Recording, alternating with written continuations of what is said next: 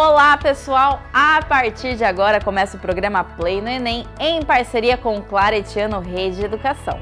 Um programa feito especialmente para quem quer se preparar para as provas do Enem e ingressar em uma universidade. Aqui, além das aulas que são ministradas pelos professores do Claretiano Colégio, você fica por dentro das informações sobre o Enem. E você que ainda não decidiu qual curso escolher, fique ligado na dica de hoje.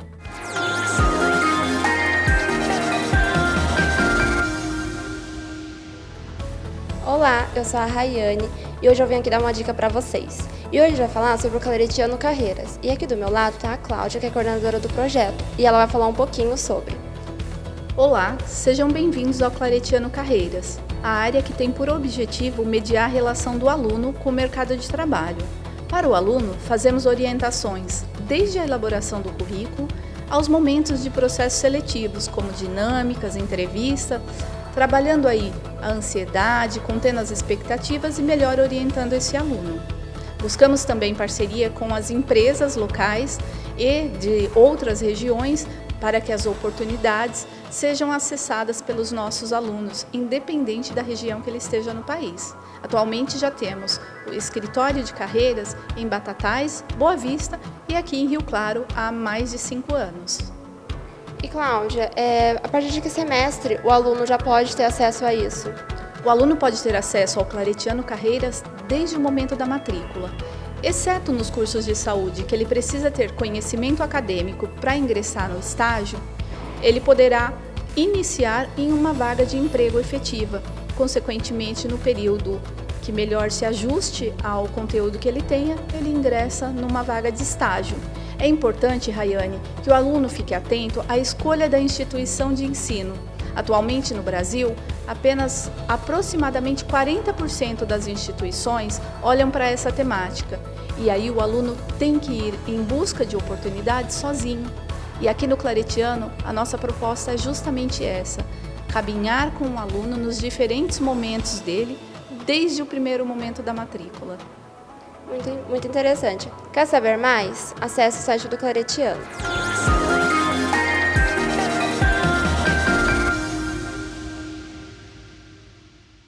Ficou interessado? Então partiu estudar!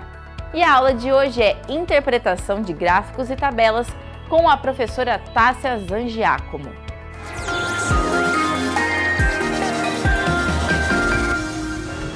Olá, pessoal!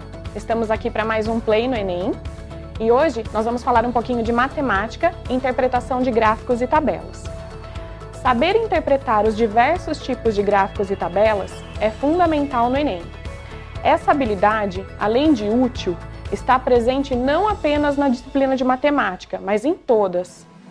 É importante que você perceba que um gráfico, uma tabela, é uma representação visual de uma informação. Essas imagens falam, dizem, e elas precisam ser lidas, ouvidas e principalmente interpretadas. Existem diversos tipos de gráficos. Nós temos os gráficos de colunas, os de barras. Nós também temos os gráficos de linhas e setores. Esse último é mais conhecido como gráfico de pizza. E hoje nós vamos fazer um exemplo de cada um desses tipos. Todos os exemplos que estão aqui, eles são questões que já estiveram antes nas provas do Enem. Então, o primeiro exemplo vai ser de uma tabela. Nós temos a seguinte questão. A tabela apresenta parte do resultado de um espermograma, exame que analisa as condições físicas e composições do sêmen humano. Para analisar o exame, deve-se comparar os resultados obtidos em diferentes datas com o valor padrão de cada característica avaliada. O paciente obteve um resultado dentro dos padrões no exame realizado no dia, e aí nós temos as 5 datas dos 5 exames que esse paciente fez. Vamos analisar esse gráfico mais de perto. Nós temos aqui as características na primeira coluna, então eu tenho o volume, o tempo de liquefação, pH, espermatozoide, leucócito e hemácia. Na nossa segunda coluna, nós temos ali o padrão em que essa característica devia ser enquadrada. Então, por exemplo, o volume ele tem que estar entre 2 e 5. O leucócito ele tem que ser até 1000. e os resultados das 5 datas nas 5 colunas seguintes. Vamos analisar linha por linha, ou até mesmo coluna por coluna, tá?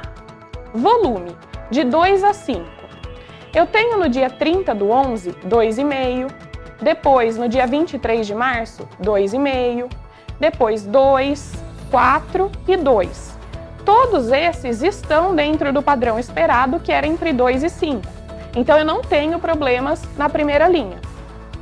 Quando eu analiso o tempo de liquefação, que tem que ir até 60 no máximo, eu tenho 35, 50, eu tenho ali um 60, que foi o limite, 59, mas o último é 70, passou do esperado. Então, eu já posso circular essa imagem no 70, porque eu sei que ali eu tive um problema. Quando eu vou para o pH, ele tem que ser de 7,2 a 7,8. Se vocês olharem os 5 dias, eu tenho 2 lugares em que isso foi maior, 8 e 8, na terceira coluna e na quinta dos resultados. Então, eu também posso circular essas informações, porque eu também sei que ali fugiu do meu padrão. Depois, eu tenho o espermatozoide, que tem que ser acima de 20 milhões. Isso fugiu do esperado no dia 30 do 11, onde deu só 9 milhões e 400 mil, e também fugiu do esperado no dia 6 do 3, que eram 10 milhões e 200 mil. Eu não tenho acima de 20 mil, então isso saiu do meu padrão. Analisando os leucócitos, eles têm que ser até 1000. Eu tenho acima de 1000 no dia 30 do 11 e também tenho acima de 1000 no dia 6 do 3, onde aparece 2.800 e 1.400. Então, eu tenho 2 problemas ali. Posso circular também essas informações. Quando eu vou para as hemácias, também tem que ser até 1000. E eu só tenho um lugar onde fugiu do padrão, que foi no dia 23 do 3.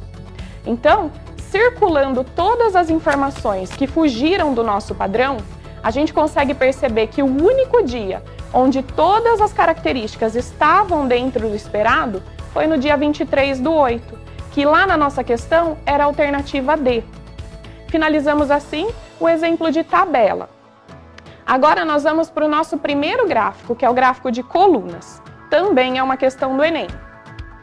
Uma empresa registrou seu desempenho em determinado ano por meio do gráfico, com notas mensais do valor de vendas e despesas. O lucro mensal é obtido pela subtração entre o total de vendas e despesas nesta ordem. Então, é sempre as vendas menos as despesas. Quais os 3 meses do ano em que foram registrados os maiores lucros? E ele dá para a gente 5 alternativas, cada uma com 3 meses. Então, vamos lá. Olhando para esse gráfico, eu sei que, pela legenda, as vendas são o cinza mais escuro e as despesas estão representadas pelo cinza mais claro. Todas as vezes em que as despesas estiverem mais altas que as vendas, eu estou tendo prejuízo. Então, todas as vezes em que a minha coluna cinza clara estiver maior que a minha coluna cinza escura, eu tenho prejuízo e não lucro. Se a gente analisar, nós temos a cinza mais clara maior que a cinza mais escura em janeiro, fevereiro, abril, junho e agosto.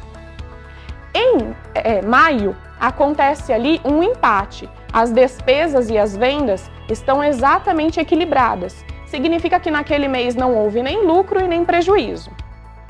Agora vamos para o que interessa para a gente. Nós queremos os lucros. Tem que ser o cinza escuro superando o cinza claro. E isso está acontecendo em março, julho, setembro, outubro, novembro e dezembro. Eu não quero o cinza escuro mais alto, eu quero aquele cuja diferença para o cinza claro seja maior. Então, se a gente analisar até o tamanho das setas verdes, eu percebo que o meu maior lucro foi em setembro, depois em dezembro e depois em julho. E a alternativa com essas opções estava na letra A. Agora nós vamos para um terceiro exemplo sobre um gráfico de barras. O gráfico expõe alguns números da gripe AH1N1. Entre as categorias que estão em processo de imunização, uma já está completamente imunizada, a dos trabalhadores da saúde. De acordo com o gráfico, entre as demais categorias, a que está mais exposta ao vírus da gripe, a H1N1, é a de categoria, e daí eu tenho 5 categorias para avaliar qual é a mais exposta ao vírus. Vamos analisar o gráfico. Ele me disse que os trabalhadores da saúde são os que estão completamente imunizados. Se vocês observarem, os trabalhadores da saúde são aqueles cuja única barra chega no 100%. Então significa que quanto mais próximo do 100% a minha barra estiver, mais imunizada aquela categoria está. Se eu pensar por esse lado, quanto mais distante do 100% a minha barra estiver, menos imunizada aquela categoria está. E a categoria que está mais distante do 100% é a dos adultos entre 20 e 29 anos. E isso estava na alternativa D. Vamos para mais um gráfico. Agora vai ser um gráfico de linhas. A figura a seguir apresenta 2 gráficos com informações sobre as reclamações diárias recebidas e resolvidas pelo setor de atendimento ao cliente, SAC, de uma empresa, em uma dada semana. O gráfico de linha tracejada informa o número de reclamações, enquanto o gráfico de linha contínua é o número de resolvidas. Então não podemos esquecer isso. Tracejadas são as reclamações e o contínua são as resolvidas. As reclamações, elas podem ser resolvidas no mesmo dia ou demorarem mais de um dia para serem resolvidas. O gerente de atendimento deseja identificar os dias da semana em que o nível de eficiência pode ser considerado muito bom, ou seja, os dias em que o número de reclamações resolvidas seja maior que o número de reclamações recebidas. O gerente de atendimento pôde concluir, baseado nesse conceito de eficiência utilizado na empresa e nas informações do gráfico, que o nível de eficiência foi muito bom às segundas e terças, terça e quarta, terça e quinta, quinta, sábado e domingo, segunda, quinta e sexta. Então vamos olhar de perto esse gráfico. Eu tenho sempre que procurar o número de resolvidas maior que recebidas. Lembrando mais uma vez, as resolvidas é a linha contínua e as recebidas a tracejada. Então eu tenho que procurar aqueles picos onde as resolvidas estão mais altas do que as recebidas, onde a minha linha contínua está mais alta do que a linha tracejada. E olhando para esse gráfico, isso só acontece em 2 momentos, na terça e na quarta. Ele até chega a ficar igual no sábado e no domingo, mas não supera.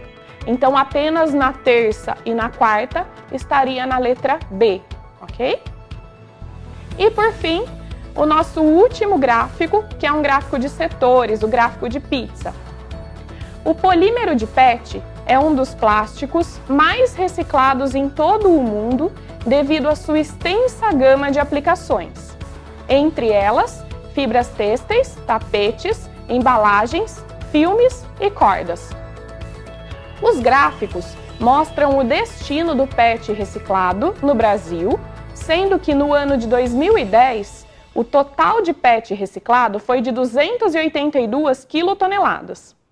Temos o nosso gráfico e, de acordo com os gráficos, a quantidade de embalagens PETs recicladas destinadas à produção de tecidos e malhas em quilotoneladas é aproximada de... Então, nós temos 2 momentos nesse gráfico. No primeiro gráfico, eu tenho ali o uso final geral do PET. Então, por exemplo, 7,9% vão para as laminados e chapas, 6,8% para as fitas de arquear, 3,8% para os tubos. Mas o que interessa para a gente é aquela porcentagem que é destinada à indústria têxtil, e isso é 37,8%. 37,8% do total de quilotoneladas que eu tinha, que era 282. Para calcular essa porcentagem, eu posso pegar a porcentagem e transformar num decimal. Então, 37,8%, eu posso escrever 37,8 sobre o 100, dividido pelo 100, e isso me dá o decimal 0,378, que eu posso usar para multiplicar pelas 282. Eu descubro que 106,60 quilotoneladas são destinadas para a indústria têxtil. Então, esse é o primeiro momento do exercício.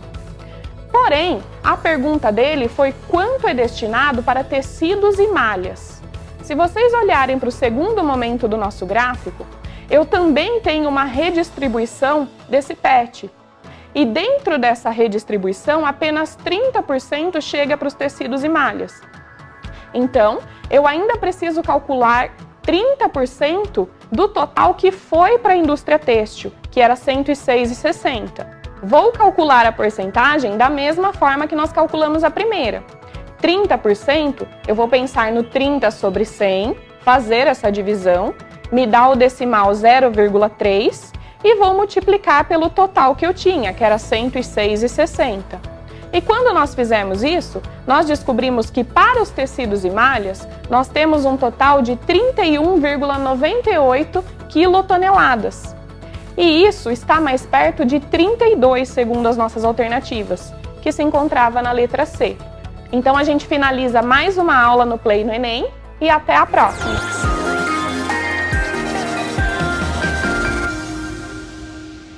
E mais uma dica para vocês: aprendam a controlar o nervosismo. Por hoje é só e amanhã tem mais.